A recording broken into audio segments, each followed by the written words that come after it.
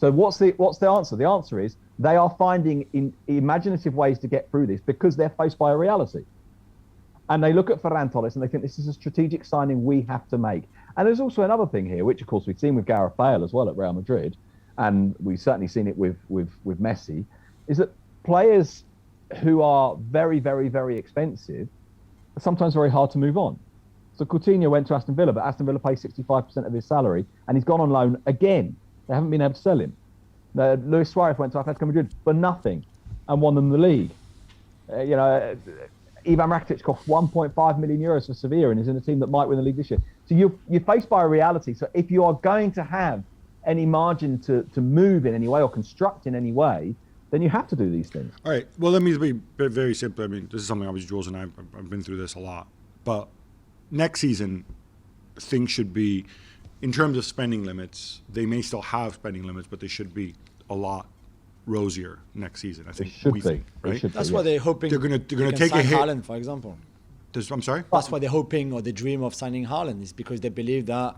Yeah. I mean, I think that's the shortfall is still very big. So this year's salary limit is 97.9. The actual amount going on salaries is over 400 million. So even if that recovers and it gives you a bit of margin, it probably won't get you to the point of how much you're currently spending, which is why in the summer, big wage earners will still need to go. And they're also going to take a hit on, obviously, the Champions League, having missed out on that. Yeah, for quarterfinals. But I want to put this very simply. Right now, right, with the addition of Ferran Torres, and obviously transfer window still open this January, now that they registered him, I look at this and I say, you know what? I don't think they need to sign other players to finish top four. Like, I agree. Obviously it can't hurt. Yeah, but of course. if I were Xavi's boss, I would say, you know what? You got this. I know, like, all of a sudden, nobody seems to like Depay anymore. He gets injured and it's not a big deal and he comes back. I mean, I'm sure he'll play, but, like, you've got enough to finish top four, because maybe Real Madrid and Sevilla are dead certs, but you expect Rayo's already falling off. Betis. Real Sociedad is falling off. Betis, I don't know. Like, you're not that far away, right? No, look, you're not far away at all. In fact, I would go so far as to say that statement isn't even dependent on the arrival of Ferran Torres. If you have everybody fit, even without Ferran Torres, exactly, the 11 is really not bad. Now, there's a lack of strength in depth, and there are flaws to the squad, and all of those things are true. But for example, let's ignore Ferran Torres and say everybody's fit. Well, a forward line of Dembele, Ansu Fati, and Depay, for example, right? I don't think there's a forward line in Spain better than that, apart from Real Madrid's. In terms of look at the names, look at how good these players should be. You've got a midfield that's, let's say for argument's sake, Busquets, Gavi, and Pedri, and maybe Nico, and Frenkie de Jong.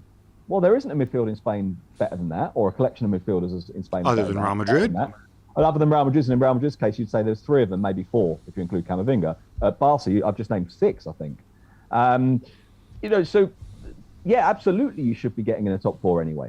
Okay, so that we've given Barcelona fans have some hope, and we've seen an improvement with Xavi as well. Like we said in the second half in the game on Wednesday night, there's something clearly he's building something. I think you kind of had that from day one. There's an idea. Beat the I think chest. with Xavi, there's an idea. I must admit, I think the improvement has been erratic. I don't think it's been continuous. I think there have been big flaws, and there have been moments even when you could say, I'm not sure that Xavi did the right thing. But the really important thing, I think, is there's an idea and there is something to follow and the authority to see it through.